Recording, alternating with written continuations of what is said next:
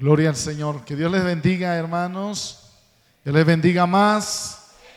Gloria al Señor. Es hermoso poder descansar en el Señor, esperar en Él y cada día permitir que su mano misericordiosa sea actuando en medio de cada uno de nosotros. Vamos a la palabra, hermanos.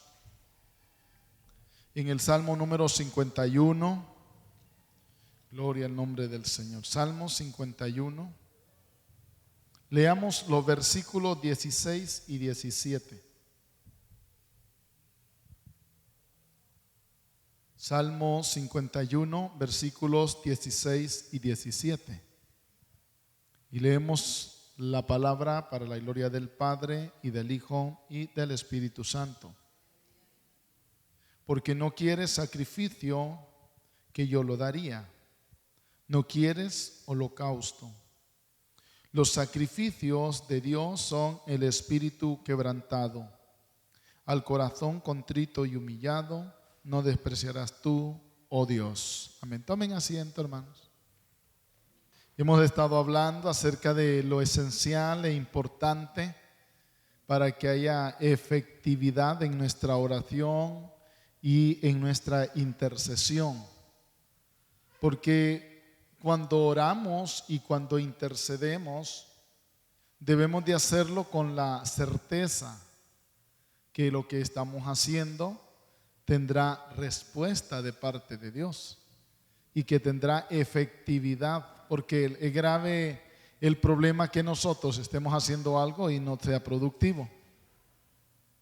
Solamente quizá cubriendo un tiempo, cubriendo un espacio, pero no recibiendo lo que necesariamente deberíamos de recibir. Y como el rey David en su Salmo 51 de confesión al Señor hace esa declaratoria, nos clarifica a nosotros acerca de lo esencial que se espera que haya en nosotros cuando nos presentamos delante de la presencia del Señor. Dice el salmista que Dios no quiere sacrificio, que Dios no quiere holocausto. Porque bien podríamos nosotros, de acuerdo a las capacidades físicas, económicas, poder presentar grandes cosas, ¿verdad?, delante de la presencia del Señor. Pero claramente el salmista nos dice, no es eso en realidad lo que el Señor quiere, sino que va más allá de eso, habla de nuestro espíritu y de nuestro corazón. Habla de un espíritu quebrantado y de un corazón contrito y humillado.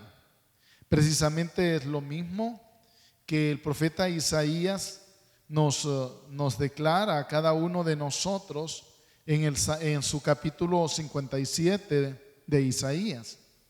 En el versículo 15, porque así dijo el alto y sublime, el que habita la eternidad y cuyo nombre es el Santo.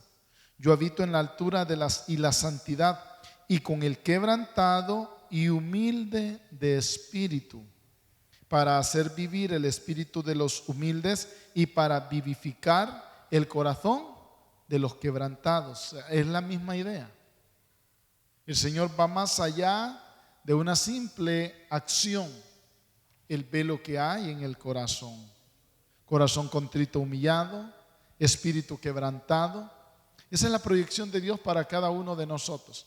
Por eso, para que nosotros podamos desarrollar una intercesión y una oración efectiva, ya hemos mencionado dos cosas. En primer lugar, que es tan esencial, es el punto de arranque para que nuestra oración y nuestra intercesión sea efectiva, es la actitud del corazón. Que nosotros tenemos que preparar nuestro corazón. Que nuestro corazón tiene que estar alineado con el propósito de Dios.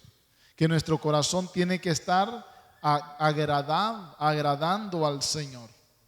Haciendo una búsqueda, una realidad de lo que hay dentro de nuestro corazón. De hecho, David intentó mantener las apariencias a pesar de que había cometido el adulterio y luego intentar cubrir el adulterio hasta llegar al mismo asesinato de Urías, el esposo de Betsabé. Y todo parecía que estaba bien. Betsabé quedó embarazada, él la tomó como esposa y todo estaba bien. Todo iba bien. El rey, qué bueno, ¿verdad? Con la viuda, se casó con la viuda, qué bueno el corazón del rey. El asunto es que la tenía embarazada ya. Y él había tramado todo el proyecto para quitarle la vida a Urías. Lógicamente lo que él andaba buscando era que quedara, ¿verdad?, el campo abierto para hacer las cosas aparentemente bien. Pero el Señor estaba mirando. El Señor estaba viendo la condición. El Señor estaba viendo el estado en el cual se encontraba David. Y cuando una vez, a través del profeta Natán, el Señor lo confronta, David mismo se da cuenta que él merecía la muerte, que él merecía el juicio, que él merecía el castigo, que él merecía ser juzgado, pero que al mismo tiempo sabía que Dios tenía misericordia y por eso él se humilla. Cuando Natán le dice, el tal eres tú, porque él habla de la parábola, él dijo, ese merece la muerte. El tal eres tú, le dijo Natán. Qué atrevimiento de hombre también, ¿verdad? El profeta. Ese no es el de los que andaba chineando, ¿verdad? Porque el rey bien pudo haberlo matado a él. Bien, tenía la autoridad natural como rey de mandarlo a matar, pero a Natán eso no le importaba. A Natán le importaba el alma, de lo que Dios le había mandado a hacer del alma de David. Eso era lo que importaba. Y por eso lo confrontó. Dios sabía lo que había en el corazón de David. De hecho, la descripción de David de parte de Dios cuando le habló a Samuel, él es un hombre conforme al corazón de Jehová. Por eso cuando lo confronta, él se humilla. Y el Salmo 51 es precisamente el arrepentimiento y la declaración personal de su experiencia íntima con el Señor. David sabía que por mucho que intentó adorar, por mucho que intentó alabar al Señor durante todo este tiempo, le fue imposible, porque David estaba acostumbrado a adorar a Dios. David estaba acostumbrado a entrar delante de la presencia de Dios con toda libertad. La experiencia de David era íntima con el Padre y lógicamente para él era algo normal, algo natural. Pero una vez que hubo pecado, una vez que hubo fallado, una vez que hubo quebrantado, él se dio cuenta, ya no había libertad. Ya no había libertad, él pudo experimentar. Yo creo que en algún momento usted se ha dado cuenta cuando usted ha fallado delante de la presencia del Señor, cuando no ha hecho lo que Dios le ha dicho, cuando no ha llegado a la medida, aunque quiera orar, aunque quiera clamar, el cielo se vuelve de bronce, hermano. Sí, no hay oportunidad para entrar en la presencia del Señor. Las palabras son vacías, las palabras son huecas, las palabras no tienen sentido, porque hay una condición. No es que en realidad el cielo sea de bronce, es que nuestro corazón está fallando delante de la presencia del Señor. Es la condición en la cual nosotros nos encontramos. El cambio tiene que estar en nosotros. Es decir, nosotros queremos tener acceso. De hecho, la promesa está ahí, ¿verdad? Hebreos 4, 14 al 16. La promesa está ahí. Está el sumo sacerdote intercediendo por nosotros, conociéndonos, que fue tentado en todo pero sin pecado, y que por eso nosotros tenemos que acercarnos confiadamente al trono de la gracia para alcanzar misericordia y hallar gracia para el oportuno socorro. Pero la actitud de nuestro corazón, ¿cómo está? Y ahí es donde empieza esta hermosa bendición, hermanos. La hermosa bendición del camino de la oración, de la intercesión, de la experiencia preciosa. Si nosotros preparamos nuestro corazón, hermanos, será como esos dos portones abiertos. No es una rendija, son los portones abiertos para entrar delante de la presencia del Señor. Porque para poder tener la certeza de que nuestra intercesión y nuestra oración sea poderosa, el corazón limpio es esencial. Esencial. No es apariencia, no es a medias, es una necesidad. Y usted y yo tenemos que estar revisando qué es lo que hay en nosotros. Entonces David dice acá en los versículos que hemos leído: no quiere sacrificio que yo daría. ¿Cuánto daba David, hermano? ¿Cuántos animales, por ejemplo, él sacrificó cuando fue a traer el arca? El arca de la casa de Obed Edom. Dice que caminaban un poquito y se detenían y mataban un montón de animales. Versículo 13 de 2 de Samuel 6. Y cuando los que llevaban el arca habían dado 6 pasos, él sacrificó un buey y un carnero engordado. Y así va. Mire, ese fue el estilo. David sabía. Cada 6 pasos él mataba un buey y un carnero engordado. Cada 6 pasos. ¿Cuántos pasos habían desde la casa de Obed-Edom hasta Jerusalén, hermano? Si eran aproximadamente 5 kilómetros entre el lugar donde vivía Obed-Edom hasta Jerusalén. Imagínense cuántos animales. Por eso acá en el Salmo 51 él dice: no son los holocaustos, no son los animales, porque él podía ofrecer sacrificio. Dice: sacrificio que yo daría. No quieres holocausto. David era capaz de matar miles de animales, pero llegó un momento en el cual él se dio cuenta de qué sirve el sacrificio, de qué sirven los holocaustos si la actitud del corazón no está acorde a la voluntad del Señor. Por eso en la experiencia de la oración y la intercesión, nosotros debemos de preparar el terreno para que la bendición se asegura, para que nosotros aseguremos que nada nos impide entrar confiadamente al trono de la gracia. Luego eso abrirá, hermano, las otras cosas que podríamos nosotros necesitar para una oración y una intercesión efectiva. Pero lo importante es que nosotros preparemos nuestro corazón, que nosotros vayamos, hermano, que nosotros nos acerquemos delante de la presencia del Señor. La semana pasada también mencionábamos que cuando una vez nosotros nos preparamos, vamos buscando algunas condiciones, algunas situaciones que requieren y demandan la preparación de nosotros. Y mencionábamos la importancia de ser específicos cuando oramos, cuando intercedemos, ser específicos. ¿Por qué nosotros estamos intercediendo? Dios quiere que nosotros oremos con claridad y que seamos específicos en el momento en que le presentemos nuestras necesidades al Señor. Conocer los detalles de la necesidad, porque en cuanto a la intercesión, usted tiene que saber que va a interceder por la necesidad de otro, no por la suya. Sus necesidades usted las conoce, hermano, pero las necesidades de los demás, usted tiene que ser específico en saberlas. Cuando alguien le pida oración a usted, no acepte ese dicho: hermano, lléveme en oración. ¿Cómo que lléveme en oración? Dígame por qué quiere que ore. Dígame qué razón es la cual usted quiere que yo le presente al Señor. Porque así yo voy a decirle al Señor específicamente: la hermana fulana tiene un dolor agudo en oído izquierdo. Tú eres poderoso para sanar. Ahí sí, hermano. No le digo que empiece a decir será el martillo, será el yunque. No, hermano.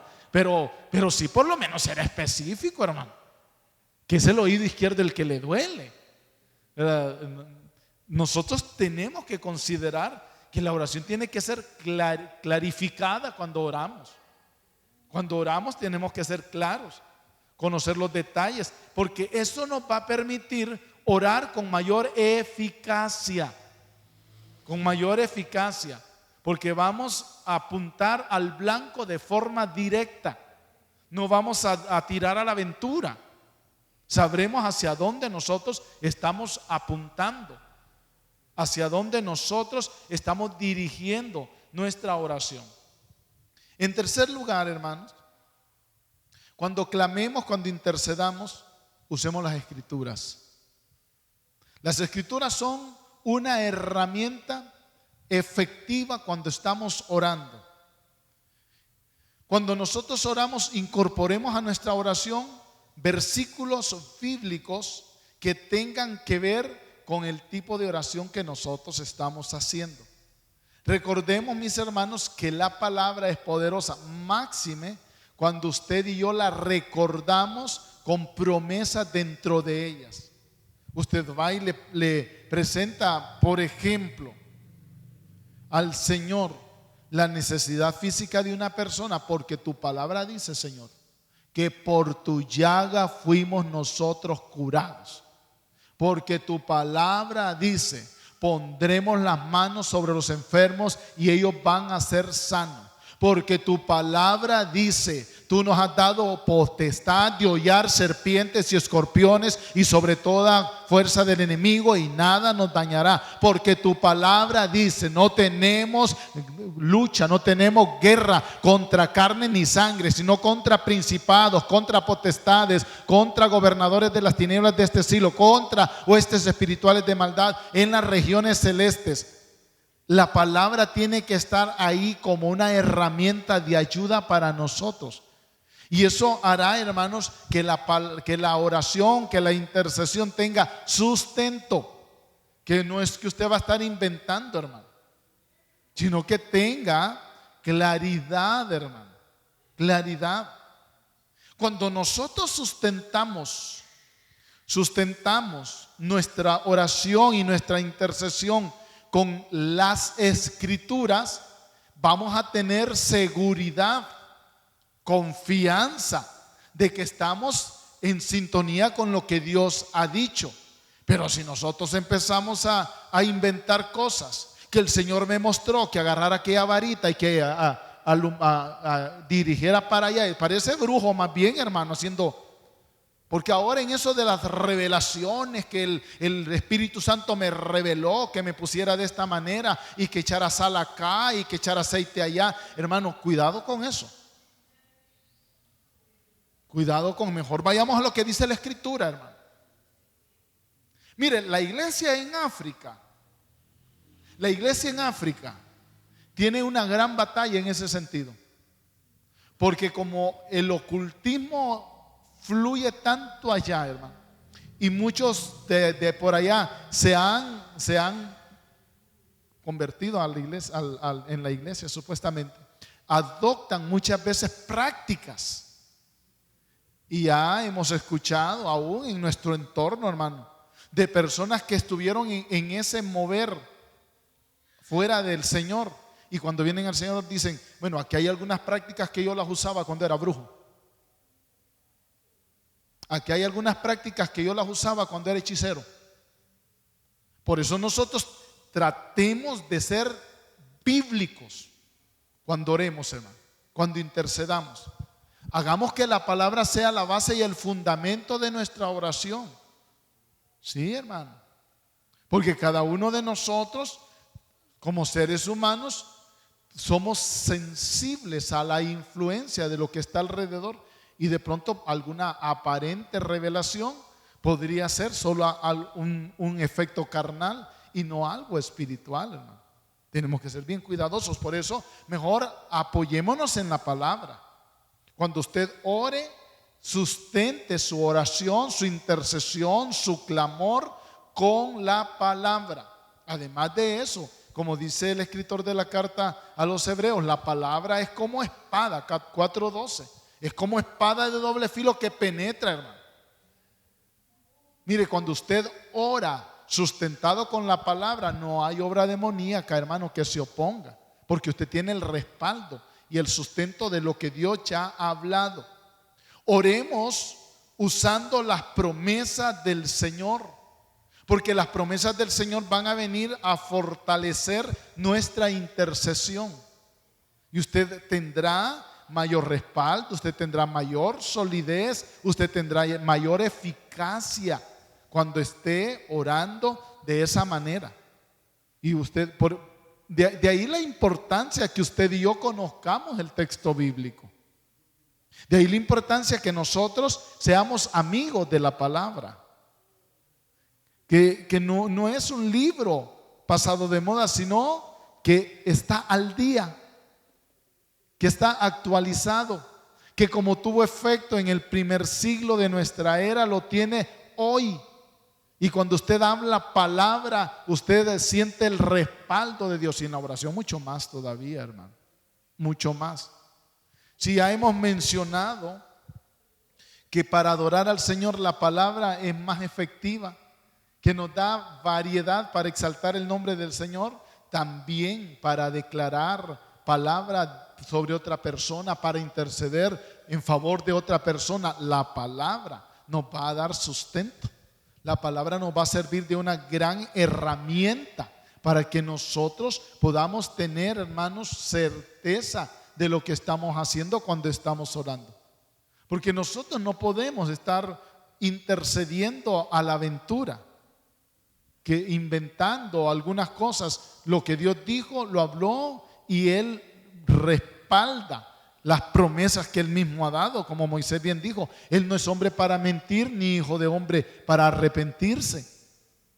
Él sabe lo que ha dicho y lo respalda. Él respalda su palabra. Y si en oración usted y yo tomamos la palabra, ¿cómo no vamos a tener el respaldo de Dios, hermano? Así que para que nosotros tengamos una intercesión efectiva, apoyémonos en la palabra. Una cuarta cosa: aprendamos a orar en el Espíritu.